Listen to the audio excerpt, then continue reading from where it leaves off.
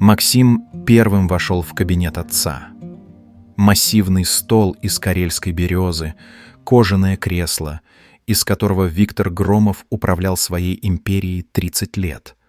Пахло сигарами и старыми книгами. Максим провел рукой по спинке кресла и поймал себя на мысли, что ждал этого момента всю жизнь. «Не садись», — холодно бросила Алина из дверей. «Еще не твое». «Ничье пока, сестренка».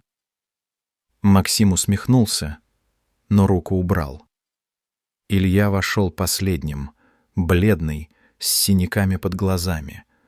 Он не спал 3 суток, с того момента, как сердце отца остановилось прямо во время совещания совета директоров. Красивая смерть для Виктора. Эффектная. Нотариус, сухонький мужчина лет 60, разложил документы на столе. «Прошу садиться». Завещание Виктора Александровича необычное. «Все, что делал отец, было необычным», — проронил Илья. Нотариус прочистил горло и начал читать. Сначала шли формальности, мелкие благотворительные взносы, подарки старым соратникам. Потом своим детям, Максиму, Алине и Илье, я оставляю компанию «Громов и Ко» при следующем условии. Они должны управлять ею совместно в течение 1 года. Все ключевые решения принимаются единогласно. Если хотя бы один покинет компанию или откажется от наследства, весь бизнес переходит в благотворительный фонд имени моей матери. Уважаемые зрители, пожалуйста, поддержите нас лайком, подпишитесь на канал и оставьте комментарий. Будет очень приятно, если вы напишете, из какого города или страны вы нас смотрите. Повисла тишина. Алина первой нашлась. «Это издевательство. Это ловушка», — тихо сказал Илья. «Это шанс». Максим откинулся на спинку стула. «Год — не вечность». «Шанс для кого?» Алина повернулась к брату. «Для тебя? Ты же уже видишь себя генеральным, правда? Мы с Ильей — временная помеха». «Алина, не смей говорить со мной этим тоном». Она вскочила. «Этим отцовским тоном». «Алина, ты слишком эмоциональна для больших переговоров. Алина, займись цифрами. Это твое. Я финансовый директор 20 лет. И что? Все равно для всех я дочка Громова, а не профессионал. А я вообще не хотел быть здесь». Илья встал и подошел к окну. «Я уходил 5 лет назад. Помните?» Максим отвел взгляд. Помнил. 5 лет назад Илья стоял в этом же кабинете, сжимая в руке заявление об увольнении. Виктор листал какие-то бумаги, даже не поднимая глаз. «Я ухожу, отец. Открываю свое дело. Архитектурное бюро». «Архитектура», — Виктор хмыкнул. «Красиво рисуешь, Илюша. Но кто тебе даст кредит? Кто подпишет контракты с безымянным мальчиком?» «Я не безымянный. Ты мой сын». Виктор, наконец, поднял глаза. «Ты пользовался этим именем всю жизнь. Учился в лучших школах на мои деньги. Ездил на машинах, которые я купил. А теперь хочешь просто уйти? Я отработаю долг. Верну...» «Долг?» — Виктор рассмеялся. «Сколько стоит фамилия, Илья? Сколько стоит то, что двери открываются перед тобой, потому что ты Громов?» Илья молчал. «Ты слаб. Всегда был». Виктор встал, обошел стол. «Но ты мой сын. И твое место здесь, рядом с братом и сестрой. Они меня ненавидят. Они тебя не уважают. Это разные вещи. Заслужи уважение. работай». Виктор положил руку ему на плечо. «Или уходи, но знай, за дверью этого кабинета ты ничего не стоишь. Без меня ты никто». Илья тогда остался. Разорвал заявление. И каждый день последние 5 лет ненавидел себя за это. «Он умел», — прошептал Илья, глядя на город за окном, «находить слабые места, давить на них». «Он делал нас сильнее», — возразил Максим, но голос звучал неуверенно. «Сильнее?» — Алина рассмеялась горько. «Макс, у тебя 3 детей, которых ты видел от силы раз 20 за год. Ты в курсе, сколько твоей младшей дочери лет?» Максим побледнел. «У меня нет детей», — продолжила Алина. «Я выбрала карьеру. Точнее, отец выбрал за меня. Помнишь Андрея?» «Твоего жениха?» «Моего жениха». Алина сжала кулаки. «Который внезапно потерял все контракты, обанкротился и уехал из страны. Это отец постарался. Я узнала случайно, из бумаг в его сейфе, через год после того, как мы расстались. Когда было уже поздно что-то исправить. Алина, я не знал». «Никто не знал». Она развернулась к братьям. «Потому что мы не разговариваем друг с другом. Мы конкуренты. Мы соперники за трон. Так он нас воспитал». Нотариус неловко покашлял. «Вам нужно принять решение. Либо все 3 соглашаются на условия завещания, либо мы свободны», — закончил Илья. «Наконец-то свободны от этой клетки. От клетки, которая стоит $2 миллиарда», — напомнил Максим. «Какая разница, сколько она стоит, если ты не можешь из нее выйти?» Максим встал, подошел к портрету отца на стене. Виктор смотрел с холста строго, властно. Даже мертвый он продолжал управлять ими. «Он хотел, чтобы мы поссорились», — медленно произнес Максим. «Это же очевидно.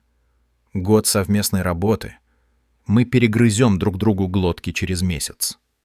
А он будет смотреть оттуда и наслаждаться шоу». «Тогда зачем нам играть по его правилам?» — спросила Алина. «А если сыграть против правил?» Илья обернулся. Братья и сестра посмотрели друг на друга. Впервые за много лет действительно посмотрели. «Что ты имеешь в виду?» — осторожно спросил Максим. «Он думал, мы будем драться за компанию. Но что, если мы ее просто отпустим?» «2 миллиарда! К черту миллиарды!» Илья шагнул вперед. «Макс, когда ты последний раз был счастлив? Когда ты в последний раз делал что-то, потому что хотел, а не потому что надо?» Максим открыл рот и закрыл. Ответа не было. «Алина». Илья повернулся к сестре. «Ты же умная, талантливая. Тебя любая компания возьмет на ключевую позицию. Зачем тебе это?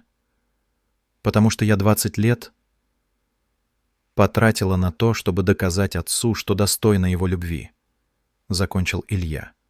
«Мы все это делали. Но его нет. Доказывать некому». Алина опустилась на стул. Руки дрожали. 12 лет назад. Максим вошел в кабинет отца с папкой документов. Ему было 26. Он только что закрыл крупнейшую сделку года — поглощение конкурирующей сети. «Отец, контракты подписаны. Мы...» «Сядь!» Виктор даже не поднял головы от бумаг. Максим сел, ожидая похвалы. Он работал над этой сделкой полгода, почти не спал последние 2 недели. «Ты заплатил на 8% больше, чем следовало», — холодно произнес Виктор. «Но мы получили компанию полностью, со всеми активами. Ты переплатил, потому что торопился». Виктор, наконец, посмотрел на сына. «Хотел произвести впечатление, показать, какой ты молодец. Я просто...» Ты слаб. Виктор встал, подошел к окну. Тебе нужно одобрение. Ты жаждешь, чтобы я похлопал тебя по плечу и сказал: «Хорошая работа, сынок». Но бизнес — не детский сад. Здесь не раздают медальки за старание. Максим сжал кулаки под столом. «Хочешь быть наследником?» Виктор обернулся. «Тогда перестань быть мальчиком, который ищет папиного одобрения. Будь мужчиной, который не нуждается ни в ком». «Я и так...» «Ты женился на Кате, потому что она мне понравилась», — перебил Виктор. «Ты купил квартиру в том районе, который я одобрил. Ты даже костюмы носишь такие же, как я. Когда ты станешь собой, Максим?» Максим молчал. В горле стоял комок. «Вот тебе задание». Виктор вернулся к столу, достал папку. «Наша фабрика в другом городе. Убыточная. 300 человек работают. Закрой ее. Уволь всех. Сделай это лично». «Отец, там же люди. Там балласт». Виктор протянул папку. «Хочешь быть лидером? Научись принимать жесткие решения. И не приходи ко мне, пока не сделаешь это». Максим взял папку. Уволил 300 человек. Смотрел в глаза работникам, которые проработали на фабрике по 20 лет. Видел слезы женщины с 2 детьми. Слышал проклятие мужчины предпенсионного возраста. С тех пор он не мог спать без снотворного. 7 лет назад Алина сидела в ресторане напротив инвесторов из Германии. Переговоры шли отлично. Она блестяще презентовала финансовую модель расширения компании в Европу.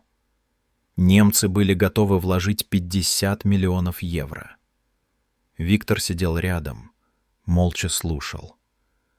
Когда инвесторы ушли, Алина сияла. «Кажется, мы их убедили. Они...» «Ты говорила слишком много», — оборвал ее Виктор. «Что?» «Ты нервничала, тараторила». Он допил кофе. Хороший переговорщик говорит мало, слушает много. Но они согласились. Они согласились, потому что цифры хорошие, не потому что ты хорошо презентовала. Виктор посмотрел на нее. «Знаешь, почему я взял тебя на эти переговоры?» Алина молчала. «Потому что Максим был занят. Илья бесполезен для таких вещей. А мне нужен был кто-то, кто не испортит сделку». Он встал. «Ты справилась. Как исполнитель. Но не надейся, что станешь чем-то большим. Женщины не управляют империями, Алина. Они их обслуживают. Это несправедливо. Справедливость для слабых», — бросил Виктор через плечо. «Ты хочешь быть справедливой или успешной?» Алина сидела в ресторане еще час. Одна. Потом поехала в офис и работала до 4 утра. Доказывала. Снова и снова. Надеясь, что однажды он скажет: «Ты молодец, дочь». Он так и не сказал. «Я не знаю, кто я без этой компании». «Вот и узнаем». Илья присел рядом. «Все вместе». «Это безумие», — прошептал Максим. «Отказаться от всего». «Не от всего». Илья взял его за руку. «Мы же останемся. Втроем. Без его тени над нами». Максим смотрел на младшего брата. На того самого мальчишку, которого когда-то заставили быть слабым, потому что в семье должен быть один лидер. На Алину, которую сломали, чтобы она была удобной. На себя, жесткого, циничного, одинокого.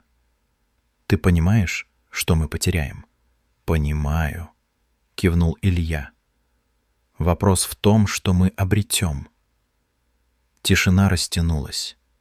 За окном шумел город. Город, где империя Громова занимала целый квартал небоскребов, где имя открывало любые двери. «Хорошо», — выдохнул Максим, — «но не сейчас». «Что?» «Давайте отработаем этот год. Честно. Вместе». Он посмотрел на брата и сестру. «Без войны. Просто попробуем быть семьей. А через год решим». «Ты хочешь отсрочки», — сказала Алина. «Я хочу шанс. Для нас». Максим провел рукой по лицу. «Может, мы сможем построить что-то новое. Из того, что он оставил. Без его яда. Или убедимся, что яд въелся слишком глубоко», — добавила Алина. «Тогда уйдем», — согласился Максим. «Все вместе». Илья посмотрел на портрет отца. Старик смотрел в ответ, холодно и властно. «Ладно», — кивнул Илья. «Год. Но с условием мы начинаем разговаривать. По-настоящему. Без игр, без манипуляций». «Без игр», — повторила Алина. «Без манипуляций», — согласился Максим. Они посмотрели на нотариуса. Тот терпеливо ждал. «Мы принимаем условия завещания», — сказал Максим. Год спустя Максим сидел в том же кресле, но офис выглядел иначе. Портрет отца сняли в первую же неделю. Вместо него — панорамное окно во всю стену. Свет, воздух, пространство. На столе лежали 3 папки. 3 варианта будущего компании. Илья принес кофе, устроился на подлокотнике кресла. Алина опаздывает. Пробки. Ничего, подождем. Год был тяжелым. Они ссорились, срывались. Максим сорвался на переговорах, когда Илья предложил отказаться от прибыльного, но сомнительного контракта с заводом, который сливал отходы в реку. «Отец бы взял этот контракт, не раздумывая», — кричал Максим. «Именно поэтому мы не должны», — ответил Илья. Тогда Максим ушел, хлопнув дверью, но вернулся через час и контракт не подписал. Алина 2 недели не разговаривала с братьями после того, как они не поддержали ее идею реструктуризации. Она хотела сократить 200 человек ради эффективности. «Это правильно экономически», — говорила она. «А правильно ли это человечески?» — спросил Илья. Алина замолчала. Потом нашла другой способ — переобучение персонала, перевод в новые проекты. Дольше, дороже, но без жертв. Постепенно что-то менялось. Они принимали решения не как отец, а как они. И эти решения были другими, мягче, человечнее, менее прибыльными, но более осмысленными. Максим увидел своих детей. Впервые за годы увидел их не между встречами, а просто так. Младшая дочь не узнала его сначала. Это было больно. Но потом он приехал снова. И снова. И однажды она прибежала к нему с рисунком, крича: «Папа!» Алина встретила кого-то. Обычного врача. Не бизнесмена, не из их круга. Они говорили о книгах и путешествиях, а не о прибылях и стратегиях. Она засыпала счастливой. Илья начал проектировать. Сначала как хобби новое здание для филиала компании. Потом всерьез. Его работы появились в архитектурных журналах. И где-то между всем этим, между отказом от грязных контрактов, между поиском человечных решений, между осознанием, что деньги не делают счастливым, родилась идея. Не сразу, постепенно, которую он вынашивал весь этот год без отцовского яда. Дверь открылась. Алина вошла с букетом ромашек. «Извините, стояла в пробке на Садовом». Она положила цветы на стол. Заехала на кладбище. К маме. Они редко говорили о матери. Она умерла, когда Илье было 6. Тихая женщина, которую Виктор стер из их жизни почти полностью. «Как там?» — спросил Максим. «Спокойно». Алина села. Я рассказала ей про этот год. Думаю, она бы гордилась. Илья кивнул. «Итак?» — Максим раздвинул папки. «Варианты. 1. Мы продолжаем вместе. 2. Продаем компанию, делим деньги, расходимся. 3. Передаем в благотворительность, как хотел отец в случае нашей ссоры». «Я голосую за 4, — сказала Алина. «Какой 4? Мы меняем компанию. Полностью». Она достала свой ноутбук. «Я просчитала. Мы можем перепрофилировать половину активов в социальные проекты. Недвижимость под доступное жилье, медицинские центры, образовательные программы. Мы потеряем половину прибыли», — заметил Максим. «Зато обретем смысл», — возразил Илья. «Макс, мы и так богаты. Но что мы оставим после себя? Еще одну торговую сеть?» Максим смотрел на цифры. Логика говорила «нет». Но что-то другое, глубокое, уставшее от логики отца, говорило «да». «Это будет уже не империя Громова», — медленно произнес он. «И слава богу», — ответила Алина. «Это будет что-то наше», — добавил Илья. Максим откинулся на спинку кресла, посмотрел на панорамное окно. Город раскинулся внизу. Огромный, живой, полный людей со своими жизнями, мечтами, проблемами. «Хорошо», — сказал он наконец. «Давайте попробуем». Они сидели втроем в кабинете, который больше не был храмом одного человека. Они не были идеальной семьей. Шрамы остались. Иногда Максим срывался на авторитарный тон. Иногда Алина замыкалась в себе. Иногда Илья боялся, что все это иллюзия. Но они были вместе. И это было началом. За окном зажигались огни вечернего города. Где-то в этом городе были люди, которым их решение изменит жизнь.